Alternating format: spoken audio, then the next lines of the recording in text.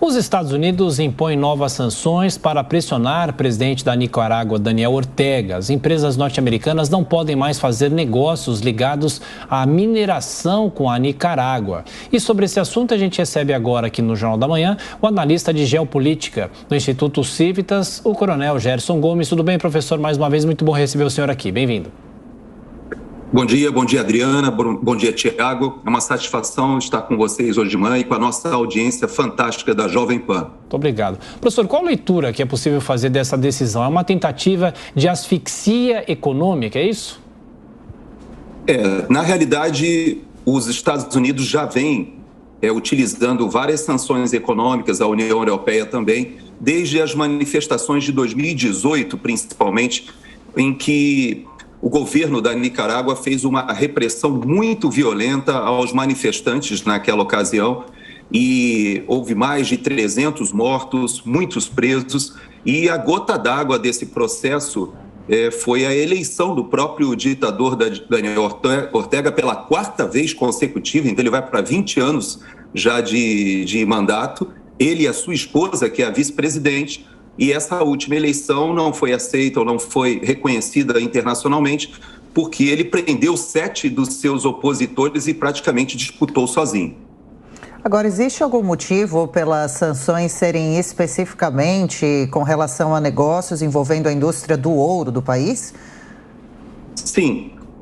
Dentro dessa ideia de pressionar o país a uma atitude mais voltada ao que a comunidade internacional reconhece como democrática, foram utilizadas sanções já com a cana-de-açúcar, com o próprio café, e atualmente o produto que rende mais para a Nicarágua e que permite que o governo se financie é exatamente a produção de ouro. Hoje a Nicarágua é o principal país produtor de ouro da América Central.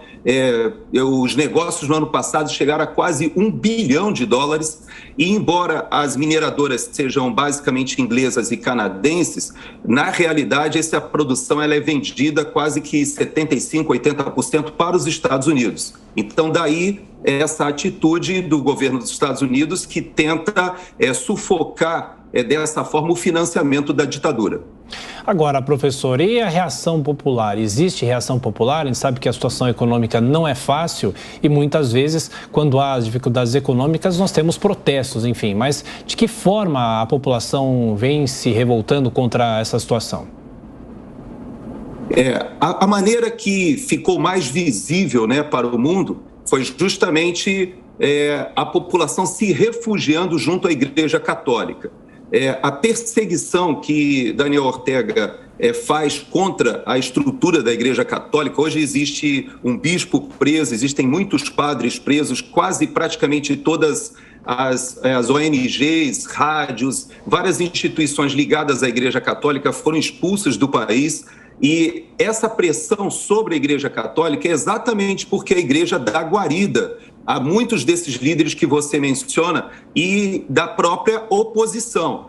A Igreja Católica tem todo um histórico de lutas, inclusive de quando Daniel Ortega liderou ou participou da Revolução Sandinista. A Igreja Católica, na época com a Teologia da Libertação, foi uma das grandes responsáveis pelo sucesso da Revolução Sandinista lá na década de 70, 80 do século passado.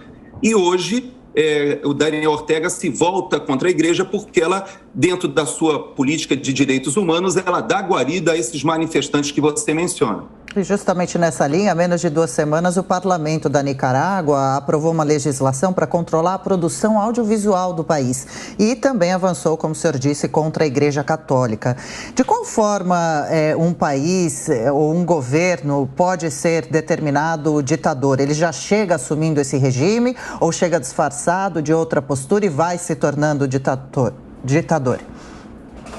No caso, Adriana, do Daniel Ortega, ele é um ditador reconhecido internacionalmente por causa da maneira com que ele se manteve no poder. Ele volta ao poder, É bom nós lembrarmos que ele foi um líder revolucionário que lutou contra uma ditadura e prosperou. É interessante que a frente sandinista, né, de libertação nacional, ela se organizou juntamente com o Partido dos Trabalhadores no Brasil no mesmo período e também com o apoio da Igreja Católica num movimento contra os governos militares ou os governos com apoio dos Estados Unidos. No entanto, logo depois, quando cai o Muro de Berlim e a gente percebe que a União Soviética se dissolve, a Nicarágua perde essa frente de esquerda, perde o protagonismo e Daniel Ortega só retorna ao governo da Nicarágua justamente no governo Lula, quando o PT também chega ao poder no Brasil. Então, há uma relação muito próxima de todo o movimento do Foro de São Paulo na região, só que Daniel Ortega chega e não abandona mais o poder. Então, ele sofre várias resistências da oposição, mas ele acaba com essas resistências. Inicialmente, ele é reeleito por 10 anos, depois ele é reeleito por mais 5, fica 15, e agora, em novembro do ano passado, foi reeleito praticamente como candidato único. Ele eliminou toda a oposição. Hoje, realmente, na Nicarágua, a censura dos meios de comunicação, e a gota d'água foi essa legislação que você cita, que transformou a Nicarágua realmente num regime extremamente fechado no que diz respeito à comunicação. E até mesmo a CNN foi atingida e toda a produção audiovisual no país tem que ser submetida ao governo e que faz uma censura prévia de tudo que é veiculado no país. Inclusive, atualmente só existem 2 canais independentes e os principais veículos de informação deixaram o país. Professor, rapidamente para fechar, a gente começou a nossa conversa falando de sanções por parte do governo dos Estados Unidos. Quais outros países deveriam intervir ou teriam condições de fazer ou adotar medidas semelhantes? A organização da comunidade internacional em relação à Nicarágua, ela já vem ocorrendo, como eu disse, desde 2018. Há uma escalada de atividades e que há uma pressão política. Há de se observar, por exemplo, que a Nicarágua foi o único país da América Latina que votou contra a resolução do Conselho de Segurança da ONU, que condenou a invasão da Ucrânia pela Rússia.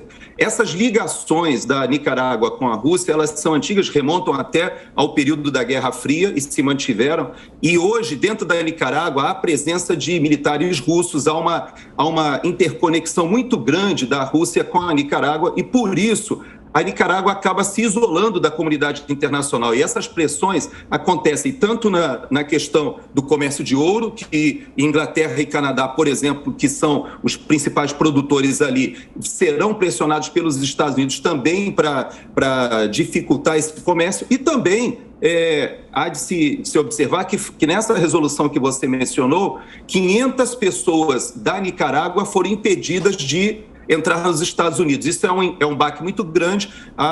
Nós já temos hoje mais de 100 mil pessoas que estão fora da Nicarágua nos países vizinhos, mas somente esse ano entraram nos Estados Unidos pela fronteira do México mais de 150 mil pessoas da Nicarágua. Então, há um êxodo, há muitas pessoas fugindo da Nicarágua por causa dessa pressão. Isso acaba tendo reflexo em toda a comunidade internacional. Ok, professor Gerson Gomes, analista internacional, mais uma vez, muito obrigado pela atenção. Bom trabalho.